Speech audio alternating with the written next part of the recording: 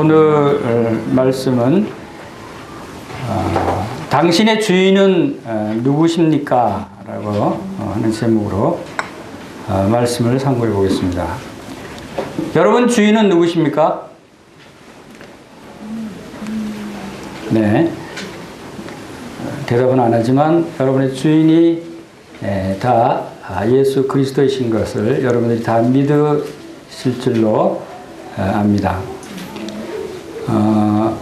그리스도인이라고 하는 것은 어떤 사람들을 그리스도인이라고 합니까? 그리스도인. 우리 사도행전 11장 26절 가운데도 보겠습니다. 사도행전 11장 26절에 25절부터 바나바가 사울을 찾으러 다소에 가서 만남에 안디옥에 데리고 와서 둘이 교회에 1년간 모여 큰 무리를 가르쳤고 제자들이 안디옥에서 비로소 그리스도인이라 일컬음을 받게 되었더라. 안디옥에서 비로소 그리스도인이라 일컬음을 받는 제자들의 모습을 우리가 여기서 봅니다. 그리스도인이라고 하는 뜻은 무슨 뜻인가 하면 그리스도의 사람들이다 라고 하는 뜻이죠. 그 말은 곧 그리스도가 주인으로 모시는 사람들이다 라고 하는 뜻입니다. 그 사람의 주인이 그리스도라고 하는 뜻을 나타내고 있는 것이죠. 그런데 제자들이 그 이전에는 그리스도인이라 일컬음을 얻지 못했는데 안디옥에 와서 비로소 그리스도인이라 일컬음을 얻었다는 건 무슨 뜻입니까? 그리스도인이라고 하는 것은 사람들이 불러주는 거예요. 사람들이 저 사람을 보고 저 사람은 그리스도인이다. 그리스도가 주인이고 주인인 그리스도를 섬기며 사는 사람들이다 라고 다른 사람들이 일컬어주는 말이에요. 우리가 이야기하는 것이 아니에요. 내가 그리스도인입니다 라고 하는 것이 아니라 다른 사람이 우리를 보고 일컬어주는 말이었어요. 제자들이 바로 다른 사람들이 볼 때 저 사람들은 참 그리스도의 사람들이구나, 그리스도를 주인으로 섬기는 사람들이구나 하고 알 수 있는 그런 삶을 살았다고 하는 것을 보게 됩니다. 여러분들도 다른 사람들로부터 여러분이 저 사람은 그리스도인이야 라고 하는 일컬음을 받을 수 있어야 하는 것입니다. 내가 그리스도인이라고 이야기하려면 더 담대하게 거기에 대해서 자신 있게 내가 그리스도를 주인으로 섬기는 그런 사람인 것을 확신하고 자신한다면 난 그리스도인입니다 라고 얘기하실 수 있어요. 그리고 그것보다도 더 중요한 것은 다른 사람이 우리를 그리스도인이라고 일컬어주는 사람이 참 그리스도인이에요. 내가 말로만 그러는 것이 아니라 그것은 무엇을 의미하느냐? 그 사람의 삶 속에서 그리스도가 나타나는 것이고 그리스도를 주인으로 모시는 그러한 사람들이다 라고 하는 것을 나타내 주고 있습니다. 우리는 모든 일들을 생각할 때 우리 자신의 관점에서 보느냐 하나님의 관점에서 보느냐 하는 것이 상당히 중요합니다. 모든 생각과 모든 일들과 심지어는 성경 말씀을 상고할 때도 하나님의 관점에서 성경 말씀을 상고하느냐 아니면 나의 관점에서 보느냐에 따라서 달라지는 것이에요. 우리 인생도 마찬가지예요. 여러분 성경 말씀을 왜 상고합니까? 성경 말씀을 왜 공부하죠? 성경을 왜 많이 알아야 되죠? 어떤 형제는 성경을 왜 공부하냐고 했더니 죄사함을 얻기 위해서, 구원을 받기 위해서, 내가 더 영적으로 성장하기 위해서 성경을 연구하고 봅니다. 틀린 말이 아니죠. 맞는 말이죠. 그러나 그것은 사람의 관점에서 보는 대답이었어요. 우리의 관점에서 보면 내가 죄사함을 얻고 구원을 받기 위해서 또 내가 영적으로 성장하기 위해서 성경을 보죠. 하나님의 관점에서는 어떤 대답이 나올 수 있겠습니까? 하나님의 관점에서 성경을 우리가 본다면 그것은 하나님께서 이 성경을 통해서 너희가 영생을 얻기 위해 성경을 상고하거니와 이 성경이 내게 대해 증거하는 것이다. 그랬어요. 이 성경은 바로 예수 그리스도를 나타내는 것이에요. 하나님의 관점에서 우리가 성경을 본다면 이 성경을 통해서 예수 그리스도를 더 알기를 원하고 예수 그리스도를 통해서 하나님의 영광이 나타나기를, 하나님께서 우리를 창조하신 목적도 바로 우리를 통해서 하나님의 형상이 나타나게, 그래서 하나님께서 영광을 받으시기 위해서 우리를 창조하셨듯이 우리가 또 이 성경을 볼 때 바로 이 성경을 통해서 하나님과 예수 그리스도를 더 알고 더 알므로 말미암아 하나님께 우리가 영광을 돌리는 삶을 살 수 있게 하기 위해서 성경을 본다고 하는 하나님의 관점에서 우리가 바라봐야 되는 것이에요. 우리 인생에 대해서 바라볼 때도 우리 인생을 여러분 어떤 관점에서 봅니까? 인생이 무엇입니까? 라고 한마디로 표현한다면 뭐라고 대답하시겠어요? 인생이 뭐예요, 여러분? 어떤 사람은 인생이 뭡니까? 인생은 파티야 라고 하는 사람이 있어요. 또 어떤 사람은 인생은 전쟁이야. 어떤 사람은 인생은 회전목마 같아. 인생은 여행이야. 인생은 고생이야. 인생은 슬픔이야. 이런 사람도 있죠. 또 어떤 사람은 인생은 즐거운 것이야. 얘기하는 사람도 있어요. 각자가 인생을 보는 관점이 다르죠. 어떤 관점에서 인생을 보냐에 따라서 그 사람의 가치관과 생활 방식이 달라지는 거예요. 인생은 파티라고 생각하는 사람은 늘 파티하고 놀고 흥청망청 노는데 관심 있는 사람이겠죠. 인생은 전쟁이라고 하는 사람은 인생은 투쟁이고 싸움이야. 승리해야 돼. 항상 승리해야 된다는 강박관념에 살겠죠. 또 인생은 여행이야 하면 어떻게 또 오늘 이번 주에는 어디로 여행 갈까? 여행 가는 걸 생각하겠죠. 인생은 고난이야 하는 사람은 그냥 모든 일이 다 고난이에요. 모든 일이 다 힘들게 느껴져요.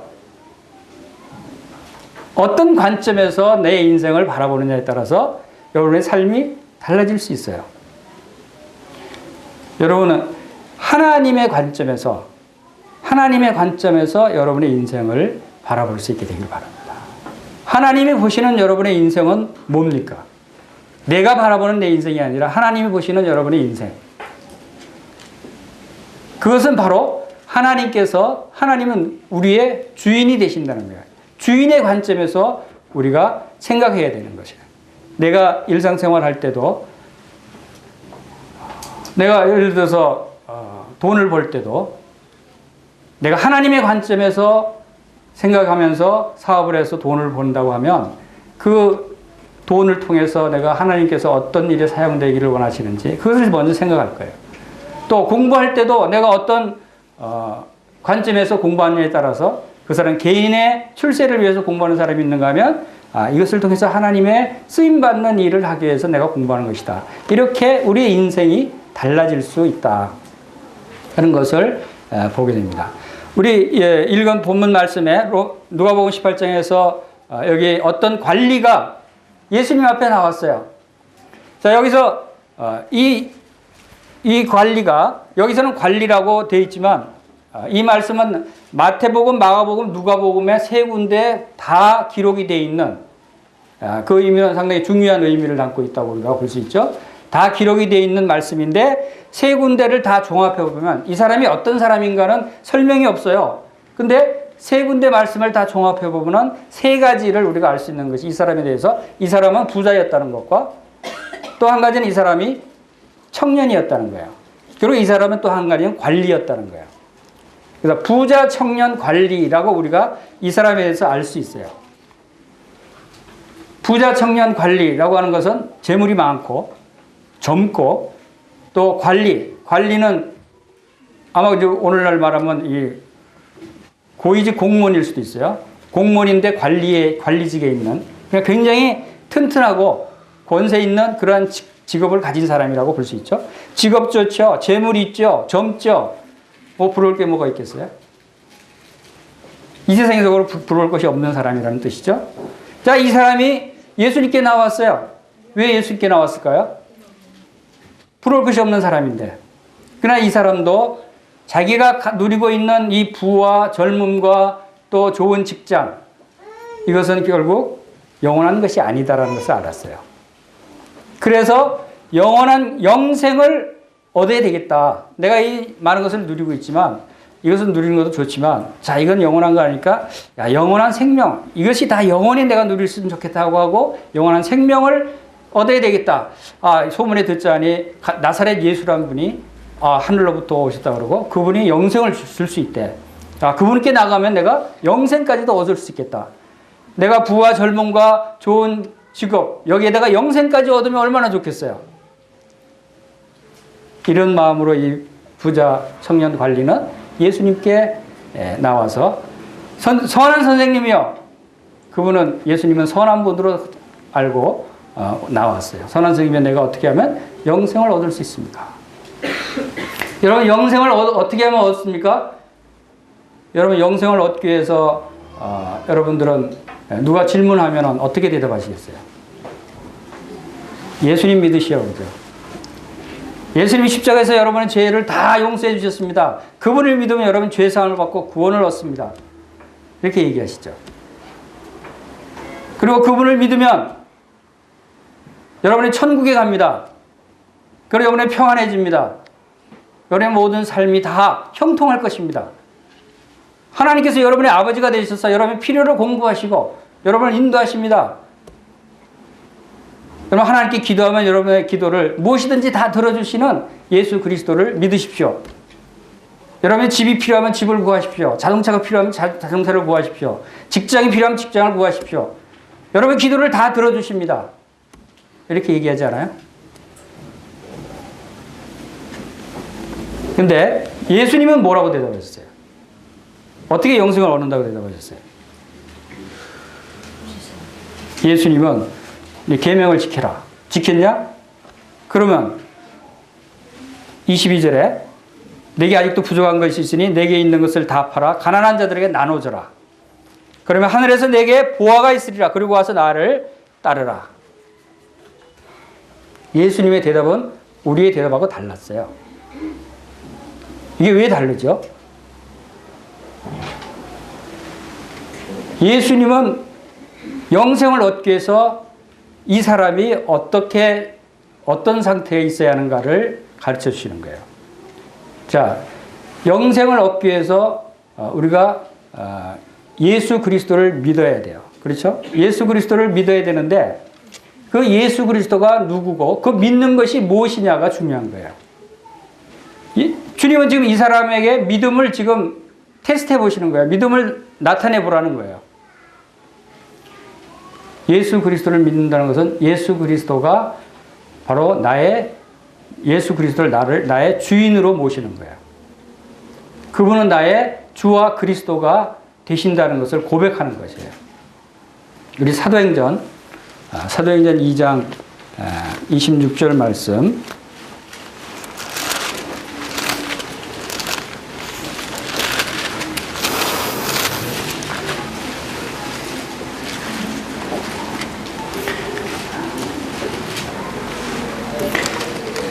사도행전 2장 36절입니다. 36절 말씀에 보면은 그런즉 이스라엘 온 집은 확실히 알지니 너희가 십자가에 못 박은 이 예수를 하나님이 주와 그리스도가 되게 하셨느니라.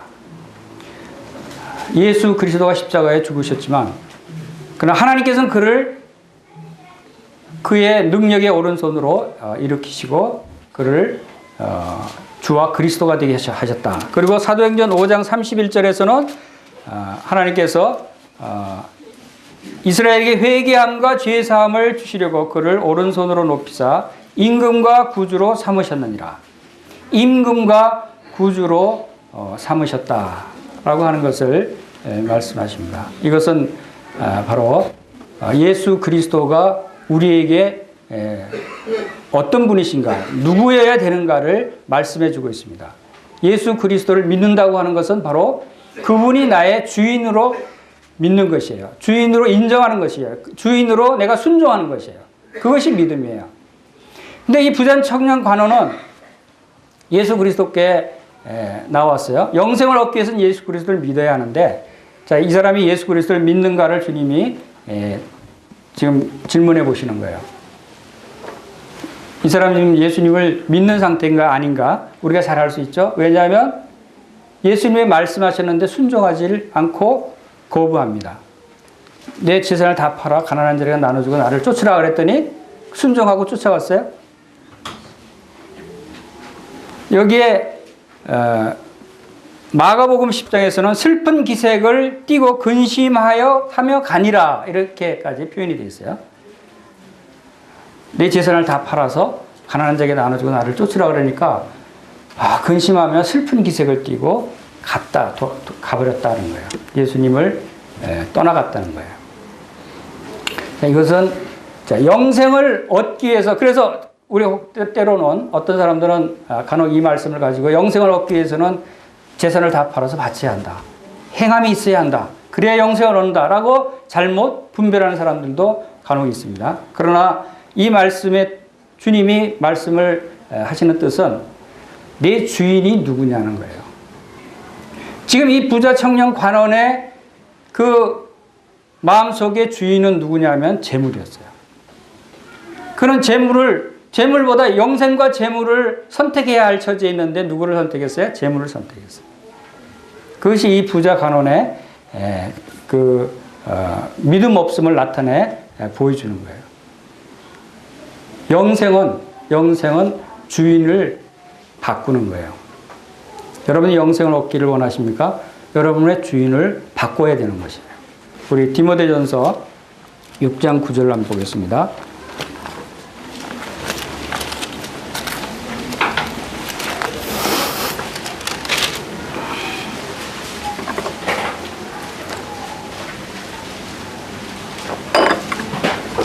디모데전서 6장 9절 부활이 하는 자들은 시험과 올무와 여러 가지 어리석고 해로운 욕심에서 떨어지나니 곧 사람으로 파멸과 멸망에 빠지게 하는 것이라. 돈을 사랑하며 일만하게 뿌리가 되나니 이것을 탐내는 자들은 미혹을 받아 믿음에서 떠나 많은 근심으로서 자기를 찔렀도다. 이 재물이 많은 사람이 주님이 말씀하셨듯이 부자가 하늘나라에 들어가는 것은 낙타가 바늘귀에 들어가는 것보다 더 어렵다. 그러니까 부자가 하늘나라에 들어가는 것은 불가능하다는 거예요. 재산이 많아서 그 재물에 관심을 두고 재물이 자기의 주인인 사람. 이 부자 관원 청년은 그의 이 세상의 삶을 그대로 다 누리면서 예수님께 나온 것은 나의 재물과 이 젊음과 직장에다가 플러스 영생을 더 더해보자. 그런 생각으로 나왔어요. 그리고 예수님은 나에게 영생을 주실 수 있는 고마운 나의 종이다. 주인이 아니라 주인 같으면 다 포기를 하고 주인의 말을 쫓아야죠. 예수님을 나에게 영생이라는 좋은 것을 가져다주는 하나의 종과 같은 사람을 생각했던 거예요. 그것이 이 부자 청년 관원이 실패한 원인이에요. 여러분들은 예수님 앞에 나올 때 어떻게 나옵니까? 하나님 앞에 나올 때 어떤 자세로 나옵니까? 하나님이 여러분들을 구원해 주시고 이제 여러분들의 필요를 다 공급해 주시는 공급자로만 생각하고 나오십니까? 제가 직장이 필요합니다. 직장을 주십시오. 제가 좋은 학교에 들어가고 싶습니다. 공부를 잘하게 해 주십시오. 제가 돈이 필요합니다. 돈을 주십시오. 여러분의 필요를 공급하시는 공급자로서만 생각하신다면 그것은 하나님을 여러분의 종으로 생각하는 거예요. 여러분의 관점에서 하나님을 이용할 수 있어요. 하나님의 관점에서 내가 하나님 앞에 하나님은 나의 주인이시다. 종은 자기 것이 없어요. 모든 것이 주인의 것이에요. 그렇죠? 그래서 마태복음 6장 24절에 한 사람이 두 주인을 섬기지 못하나니 혹 이를 미워하고 저를 사랑하거니와 혹 이를 중히 여기어 저를 경히 여김이라. 너희가 하나님과 재물을 겸하여 섬기지 못하니라. 하나님과 재물을 겸하여 섬기지 못한다. 우리가 이 세상 것도 누리고 섬기고 하나님도 섬기고 좋죠. 그러나 무엇이 우선인가를 우리가 알아야 되고 누가 주인인가를 알아야 돼요. 여전히 구원받았다고 할지라도 여전히 내가 주인이고 이 세상 돈이 더 가치가 있고 이 세상 재물이 더 나의 삶을 좌지우지하는 나의 주인 역할을 한다면 여러분들은 잘못된 삶을 살고 있다는 거죠. 정말 하나님이 우리의 주인인가? 그것을 우리가 생각해야 돼요. 그래서 로마서 14장 8절에서 9절 보겠습니다. 로마서 14장 8절에서 9절에서 우리가 살아도 주를 위하여 살고 죽어도 주를 위하여 죽나니 그러므로 사나 죽으나 우리가 주의 것이로다. 이를 위하여 그리스도께서 죽었다가 살아셨으니 곧 죽은 자와 산 자의 주가 되려 함이라.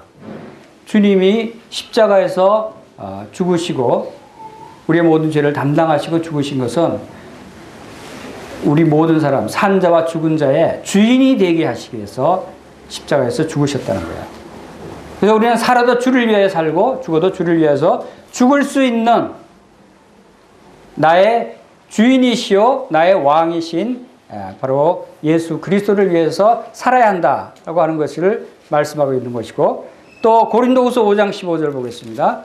고린도후서 5장 15절. 저가 모든 사람을 대신하여 죽으시면 산 자들로 하여금 다시는 저희 자신을 위하여 살지 않고 오직 저희를 대신하여 죽었다가 다시 사신 자를 위하여 살게 하려 함이니라. 바로 모든 사람을 위해서 대신하여 죽으신 예수 그리스도, 그분은 오직 우리의 삶이 바로 우리를 위해서 죽었다가 다시 살아나서 부활하신 예수 그리스도를 위해서 살게 하기 위해서 죽으셨다고 하는 것을 우리가 알 수 있습니다. 왜냐하면 그분은 나의 주인이기 때문에. 종은 주인을 위해서 살아가야 하는 것입니다. 그래서 하나님께서 예수 그리스도를 십자가에 죽으시고 다시 부활시키셔서 살아나게 하셔서 하나님의 오른손의 권능의 오른손으로 그를 임금과 구주로 삼으셨다 그랬어요. 임금과 구주, 그것은 우리의 왕이시죠. 우리의 주인이죠. 근데 중요한 것은 하나님이 주와 그리스도가 되게 하시고 하나님이 임금과 구주로 삼으셨다고 말씀하신 것이에요. 그것은 무슨 뜻입니까? 우리가 주인으로 삼은 게 아니에요. 하나님이 주인으로 삼으셨어요. 그것은 여러분이 예수 그리스도를 주인으로 모시든 안 모시든, 여러분이 예수 그리스도를 왕으로 섬기든 안 섬기든 그분은 만왕의 왕이요 만주의 주님이시라는 뜻이에요. 여러분이 안 섬긴다고 그분이 주인이 아닌 것이 아니에요. 여러분 분명히 여러분들이 생각할 수 있어야 돼요. 만약에 여러분들이 예수 그리스도를 주인으로 섬기지 않는다면 언젠가는 여러분들이 강압적으로 주인 앞에 복종하게 될 날이 옵니다. 지금 자발적으로 여러분들이 주인으로 섬기지 않으면 언젠가는 강압적으로 주님께서 그분을 부활시키셔서 모든 무릎이 그분의 예수 그리스도의 이름에 꿇게 하시고 모든 입으로 예수 그리스도를 주라 시인하게 하신다 그랬어요. 그래서 무슨 뜻입니까? 언제예요? 지금은 예수 그리스도를 주님으로 부르지 않고 시인하지 않고 무릎 꿇지 않은 사람들이 얼마나 많이 있어요? 그러나 언젠가는 모든 입으로 모든 무릎으로 주님으로 시인하게 하시는 날이 오는데 바로 그것이 주님이 심판주로 재림하실 때입니다. 그때는 강압적으로 모든 사람이 다 무릎을 꿇을 수밖에 없어요. 그때는 심판을 받는 거예요. 여러분, 지금 여러분들이 예수 그리스도를 주님으로 섬기시길 바랍니다. 받아들이시길 바랍니다. 여러분들이 받아들이지도 않든 그분은 지금 만왕의 왕이고 만주의 주님이시다. 이것은 마치 여러분이 만약에 그 운전하다가 교통법규를 위반해서 스티커를 발급받을 경찰이 잡아서 스티커를 이제 떼어줍니다. 근데 만약에 여러분이 지금 이 정부에 대한 불만이 있고 이 정부를 인정하지 않는다고 또 나 이 정부 투표할 때 이 정부를 안 찍었어. 나는 이 정부를 인정하지 않아. 뭐 통치하는 것도 마음에 안 들고 인정하지 않으니까 나 이 벌금 안 내겠어. 라고 하면 어떻게 돼요? 그냥 안 내도 되는 거예요? 내가 이 정부를 인정하든 인정하지 않든 내가 벌금을 안 내면 강제 압류가 들어오고 그래도 안 내면 깜빵에 가는 거예요. 왜? 내가 인정하든 인정하지 않든 이 정부의 권위가 지금 있는 거예요. 이 정부의 권위가 통치하고 있는 거예요. 마찬가지로 우리가 예수 그리스도를 인정하든 인정하지 않든 주님으로 모시든 모시지 않든 여러분들은 예수 그리스도의 만주의 주가 되신 주님의 권위 아래 있는 거예요. 나중에 강압적으로 무릎을 꿇히게 될 때는 여러분들은 심판을 당하게 되는 때다라고 하는 것을 여러분들이 기억하시기 바랍니다. 이 부자 청년 관원은 예수 그리스도를 자기의 재물보다도 예수 그리스도를 더 주인으로 섬겨야 하는데 그러질 못했어요. 예수 그리스도를 주인으로 섬기느니 차라리 재물을 내가 소유하겠다. 그래서 예수 그리스도를 버리고 떠나간 거예요. 믿음은 이런 선택이에요. 영생은 선택이에요. 여러분, 예수님은 복음을 전하실 때 제자들에게 영생을 어떻게 하는지, 구원을 어떻게 하는지, 제자가 되려면 어떻게 하는지 할 때 대답을 뭐라고 하셨어요? 우리 같이 그렇게 대답하셨어요? 우리 같이 예수님 믿으면 돼. 하지 않으셨어요. 대가를 요구하셨어요. 나의 제자가 되려면, 나를 쫓아오려면 내 처자나 자식이나 부모나 형제나 너의 모든 소유를 다 미워하고 버리고 나를 쫓으라 그랬어요. 그것은 무슨 뜻입니까? 그것은 그 행위를 말하는 것이 아니에요. 그것은 나를 온전히 너의 주인으로 모셔라. 나를 주인으로 생각해라. 내가 주인이면 너의 소유 모든 것이 다 아무것도 아니다. 부모나 형제나 처제나 가족을 다 미워하라, 버리라 그러니까 주님이 너무 가혹합니다. 이렇게 생각하죠. 그런데요, 바로 그 차이에 뭐냐면 그 뜻은 그 너의 모든 가족들을 나에게 맡겨라. 여러분이 여러분의 가족을 돌보고 책임지는 게 더 확실하겠어요? 하나님이 여러분의 가족을 돌보고 책임지는 게 더 확실하겠어요? 누가 더 능력이 있어요? 누가 더 확실하게 책임지고 지키셔요? 여러분이 나요? 하나님이에요. 하나님께 맡기라는 거예요. 그래서 전 그렇게 생각하니까 아주 마음이 편해요. 저 미국에 있는 아들도 하나님께 맡기니까 내가 걱정 안 해도 돼요. 내 가족들을 하나님께 다 맡기니까 내가 아무것도 없어도 걱정 안 해요. 하나님이 먹여주시니까. 모든 것을 하나님께, 그리고 내 소유를 다 없다고 할지라도 주님이 나의 모든 것이 되시니까, 모든 것이 다 주님의 것이니까 내가 마음이 편한 거예요. 우리의 삶이 나의 주인이 누군가, 주인을 올바로 우리가 생각하고 그분을 모신다면 우리가 이런 부족함이 없는 자의 삶을 살 수 있다고 생각이 됩니다. 왜 이 부자 청년 관원에게 주님이 이렇게 가혹한 말씀을 하셨을까 하는 생각을 할 때도 주님이 다른 말씀에 보면은 이 청년을 사랑했다 그랬어요. 사랑하는 청년이었어요. 그럼에도 불구하고 주님은 내 모든 재산을 다 팔아서 가난한 자에게 나눠주고 나를 쫓으라 라고 가혹한 말씀을 하셨어요. 그것은 주님을 진정 쫓아가고 따르는 사람은 주님이 모든 것이 돼야 되고 주님이 진정한 주인이 돼야 된다는 거예요. 재물과 하나님을 겸하여 섬길 수 없다. 주인이 둘이 될 수 없다는 거예요. 주님의 마음은 내가 네 너의 마음속에 주인이 되고 싶다. 근데 네 마음속에 재물이 가득 차 있고 젊음이 가득 차 있고 좋은 직장이 가득 차 있다. 그것을 비우지 않으면 내가 거기에 들어갈 수가 없다는 거예요.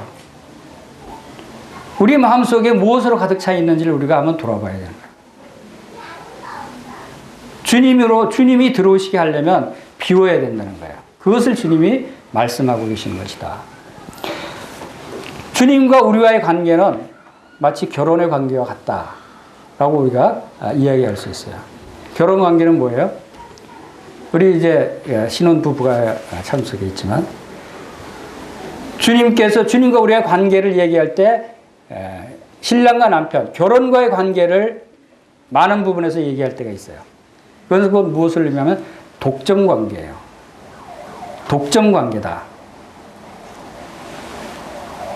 제가 결혼한 지 꽤 오래됐지만 제가 결혼할 당시에 결혼하기 전에 그때 세계 인구가 한 60억 됐어요.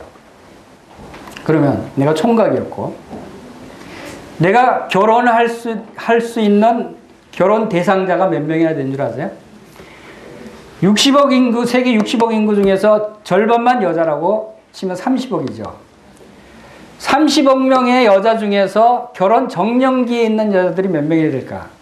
이 비공식적인 통계이지만 한 0.1%는 된다. 그럼 0.1%, 30억 명 중에서 0.1명이면 몇 명이냐면 300만 명이에요. 300만 명의 여자들 중에서 내가 선택해서 결혼할 수가 있었어요. 나랑 결혼할 수 있는 결혼 대상자가 무려 300만 명이나 됐어요. 그런데 어느 날 내가 조광순이라는 여자를 만나서 결혼을 하게 됨으로써 내가 이 한 여자만 살겠습니다 하고 결혼 서약을 해버리는 바람에 나머지 299만 9,999명의 여자들을 포기할 수밖에 없었어요. 왜냐하면 결혼은 독점, 한 여자만, 한 남편만의 독점해야 되기 때문에. 그 수많은 여자들 다 포기해서 잘 결혼하지 말걸. 그러면 여전히 아직도 가능성이 있잖아요. 이와 같이 주님과 우리와의 관계도 마찬가지예요. 독점 관계예요. 내가 주님과 관계를 맺으면 주님을 나의 주인으로 받아들이면 다른 데 눈길을 돌릴 수가 없는 거예요. 재물을 사랑하는 것은, 이 세상을 사랑하는 것은 바로 하나님과 원수가 되는 것이고 영적으로 간음했다 그랬어요. 우리가 이 세상을 사랑하는 것은 영적으로 간음하는 거예요. 부부관계에서의 다른 사람과의 간음한 거나 마찬가지라는 거예요. 그만큼 주님은 우리와의 독점 관계를 유지하기를 원하세요. 사랑은 1대1이잖아요. 그렇죠? 사랑하는 사람은 1대1로만 사랑하는 거예요. 여러분, 남편에게 저 다른 남자, 당신하고 딱 두 사람만 사랑하는데 다른 남자 또 사랑하는 사람 한 사람 더 있어요. 괜찮죠? 이해하죠? 라고 얘기해 보세요. 어떻게 돼요? 그건 얘기하지 않겠어요. 뻔하니까. 안 되는 거예요. 하나님도 바로 그런 분이에요. 하나님 우리의 남편이라고 그랬어요. 남편이기 때문에 우리의 사랑을 독점하기를 원하셔요. 그런데 우리의 마음이 이 부자 청년처럼 재물에 가 있고 좋은 직장에 가 있고 젊음에 가 있으면 주님은 이 부자 청년 관원을 원하지 않는 거예요. 그것이 아니다라는 거예요. 그리스도인이라는 것은 바로 이러한 주님을 섬기는 사람이다 라고 하는 것을 우리가 알아야 되는 것이죠. 그렇기 때문에 그리스도인은 포기해야 될 것이 많아요. 얼마나 포기해야 되냐면 그리스도인이 되려면 얼마나 많은 것을 포기해야 돼요? 저처럼 299만 9,999명의 여자를 포기해야 하는 것처럼 한 분 외에는, 예수 그리스도 외에는 다 포기해야 된다는 거예요. 그럴 때 그분이 나의 모든 것이고 그분이 나의 주인이, 진정한 주인이 되는 것이에요. 그러나 내가 포기했을 때 나의 필요, 나의 가족, 나의 직장, 나의 모든 필요한 것들은 주님이 공급하시는 거예요. 너희는 먼저 그의 나라와 그의 의를 구하라. 그러면 이 모든 것을 너에게 더하시리라 말씀하셨잖아요. 이것이 우리 주인이 원하시는 것이다. 자, 주인 앞에 우리가 하나님의 관점에서 보면 우리가 하나님의 종이에요. 그렇죠? 주인의 종이잖아요. 그러면 우리가 이 세상에서 하나님의 관점에서 우리 자신을, 우리 인생을 볼 때는 우리가 어떤 사람인가 하면 우리는 하나님의 모든 소유를 위탁받은 사람들이에요. 청지기, 종이라는 거죠. 우리는 하나님의 청지기와 같은 사람들이다 하는 사실을 우리가 기억해야 돼요. 그래서 우리의 재물과 가족과 이런 모든 것들을 다 하나님의 것을 우리가 관리하는 것이지 그것이 내 것이라고 생각해서는 안 된다는 것이에요. 내 것이라고 생각할 때 이미 우리는 두 주인을 섬기게 되는 거예요. 이런 부분들이 바로 우리 하나님 말씀 한 군데 찾아보겠습니다. 고린도전서 4장 7절.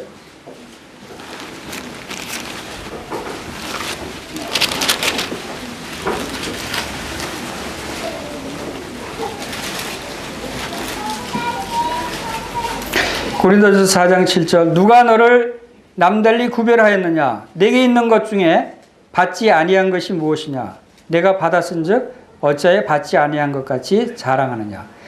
우리의 모든 것은 다 하나님께로부터 받았다는 거예요. 하나님께로부터 받았기 때문에 이 모든 것이 다 하나님의 것이다. 시편 24편 1절에는 땅과 거기 충만한 곳과 세계와 그 중에 거하는 자가 다 여호와의 것이니라. 그러니까 모든 것이 다 여호와 하나님의 것이고 모든 것이 다 예수 그리스도의 것이다 라고 하는 믿음을 우리가 갖고 있으면 바로 그 나에게 주어진 모든 환경과 물질과 시간 이 모든 것들이 다 주님의 것이다 라고 하는 믿음을 가지고 있으면 그것을 어떻게 사용해야 될 것인가를 생각하게 되죠. 내 관점에서 사용해야 될 것인가? 하나님의 관점에서, 주인의 관점에서 주인이 원하시는 대로 내가 사용해야 될 것인가? 어떤 관점에서 생각하느냐에 따라서 우리가 사용하는 용도가 달라지는 거예요. 나에게 돈이 있으면 그 돈을 어떻게 써야 될 것인가? 주님은 우리를 한시도 놓치지 않고 주시하고 살펴보고 계셔요. 무엇을 살펴보는지 아세요? 여러분이 돈을 어떻게 쓰고 있는지 지금. 여러분들이 시간을 어떻게 보내고 있는지. 무슨 생각을 하고 있는지. 어디에 가고 있는지. 누구를 만나고 있는지. 무슨 말을 하는지 다 보셔요. 그럼 하나님이 여러분을 보실 때 돈을 하나님의 뜻에 합당하지 사용하지 않고 여러분 마음대로 쓰고 있다면 하나님이 기뻐하시겠어요? 제가 왜 저렇게 돈을 쓰지? 저렇게 쓰면 안 되는데 왜 시간을 저런 데에 낭비하고 있지? 하나님이 그렇게 생각하시는 거예요. 하나님께서 우리를 늘 살펴보고 계신다는 생각을 여러분들이 하시면 여러분들이 돈을 쓸 때나 시간을 보낼 때나 공부할 때나 일을 할 때에도 하나님이 지금 나를 지금 살펴보고 계시고 어떻게 생각하실까? 하나님의 관점을 여러분들이 생각하게 될 수 있습니다. 이것이 왜 그러냐면 하나님이 여러분에게 그 물질을 맡겼어요. 그것을 잘 사용하느냐, 잘못 사용하느냐에 따라서 하나님이 더 큰 일을 맡기실까 말까 하는 것을 결정하시는 거예요. 우리 누가복음 16장 한번 보겠습니다. 누가복음 16장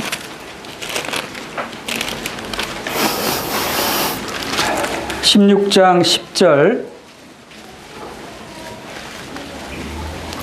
지극히 작은 것에 충성된 자는 큰 것에도 충성되고 지극히 작은 것에 불의한 자는 큰 것에도 불의하니라. 너희가 만일 불의한 재물에도 충성하지 아니하면 누가 참된 것으로 너에게 맡기겠느냐? 너희가 만일 남의 것에 충성하지 아니하면 누가 너희 것을 너에게 주겠느냐? 집 하인이 두 주인을 섬길 수 없나니 호기를 미워하고 저를 사랑하거니와 호기를 중히 여기고 저를 경히 여김이라. 너희는 하나님과 재물을 겸하여 섬길 수 없느니라. 하나님께서 지금 이 세상에 있는, 여기 불의한 재물로 나왔지만 이 세상의 재물들 우리에게 맡겼어요. 이것을 우리가 어떻게 사용하고 있느냐를 주시하고 보고 계시는데, 이 작은 일들을 통해서 하나님께서 우리를 더 크게 쓸까 말까 우리의 하는 것을 보시는 거예요. 작은 일에 충성되면 큰 일을 맡길 수 있다는 거예요. 여러분이 작은 일에 자기 생각대로 마음대로 하면 하나님께서 여러분들에게 어떻게 큰 일을 맡기겠어요? 그런 것들을 우리가 기억하지 않으면 우리의 삶이 자칫 잘못하면 우리의 마음대로 사용될 수 있다라고 하는 것입니다. 그것을 하나님께서 우리를 시험하고 계시는 거예요. 테스트해보고 계시는 거예요. 어떤 사람은 인생이 무엇이냐 하니까 인생은 시험이다 그랬어요. 아마 학생이었겠죠. 맨날 시험만 봐야 되니까. 그러나 우리 그리스도인들도 우리 인생이 시험이다라고 얘기할 수 있어요. 하나님께서 우리를 시험하고 계시는 거예요.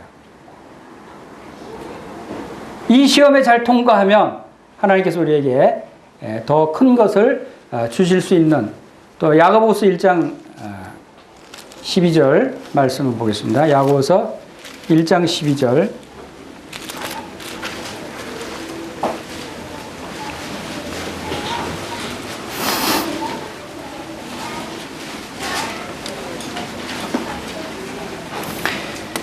시험을 참는 자는 복이 있나니 이런 시련을 견디어낸 자가 주께서 자기를 사랑하는 자들에게 약속하신 생명의 면류관을 얻을 것이기 때문이라. 우리에게 주는 시험을 잘 참고 또 시련을 견디어내야 된다. 때로는 우리가 그런 생각하죠. 왜 하나님 내게 이런 시련과 고난을 주시는가? 왜 내게 이렇게 사업에 실패하게 하시는가? 왜 내게 시험에 떨어지게 하시는가? 왜 내게는 이런 남편을 주시는가? 왜 내게는 이런 아내를 주시는가? 왜 내게는 이렇게 가난하고 궁핍하게 하시는가? 왜 나는 부잣집에 태어나지 않고 이 가난한 집에 태어나게 했는가? 왜 나는 이렇게 모욕과 수치를 당하게 하시는가? 이런 질문들을 우리가 할 때가 많이 있죠. 그럴 때마다 우리는 하나님의 관점에서 다시 생각을 해보세요. 하나님이 왜 이런 시련을 주셨을까? 하나님이 왜 이런 어려움을 주셨을까? 왜 나에게 모든 것을 다 가져가시는가? 나 아무것도 없게 하시는가? 그것은 바로 하나님께서 나를 단련시키시고 훈련시키시고 이런 것들을 통해서 연단을 받게 하시고 정금같이 나오게 하시는 것이다. 이 세상은 잠시 머물다가는 나그네 길 세상인 것을 알게 하시는 것이다. 또 왜 하나님께서 나에게 집을 주시지 않는가? 왜 집을 다 가져가시는가? 그것은 바로 이 세상에 있는 장막집이 무너지면 하늘에 있는 사람의 손으로 짓지 않은 하늘에 있는 더 좋은 영원한 집이 있음을 다시금 깨닫게 하시기 위해서. 영원한 것이 우리에게 있다는 거예요. 주님께서 그 영원한, 우리에게 그할 영원한 집을 준비하시기 위해서 이제 하나님 편을 가셨어요. 다시 그것이 다 완성이 되면 우리를 데리러 다시 오시겠다고 말씀을 하시는 것입니다.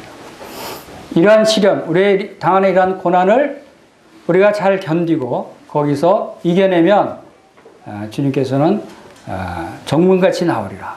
주님이 쓰시기에, 귀하게 쓰시기에 합당한 그릇이 어떤 그릇이 있습니까? 금그릇과 은그릇이에요. 금그릇과 은그릇으로 만들기 위해서 우리에게 시련을 주시는 거예요. 이 시련을 통과하지 못하면 우리는 나무 그릇이나 질그릇으로 남을 수밖에 없는 거예요. 주인은 그릇들을 쓰시기를 원하시는데 많은 그릇이 있잖아요. 그 그릇들 중에서 여러분들은 어떤 그릇이 되기를 원하십니까? 디모데 후서 2장 20절이죠. 디모데 후서 2장 20절에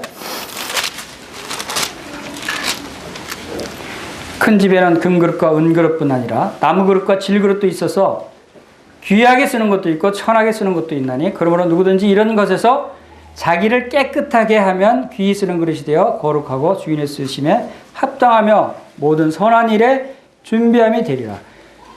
주인이 쓰시기에 합당한 귀한 그릇이 되기를 여러분들이 소원하시기를 바랍니다.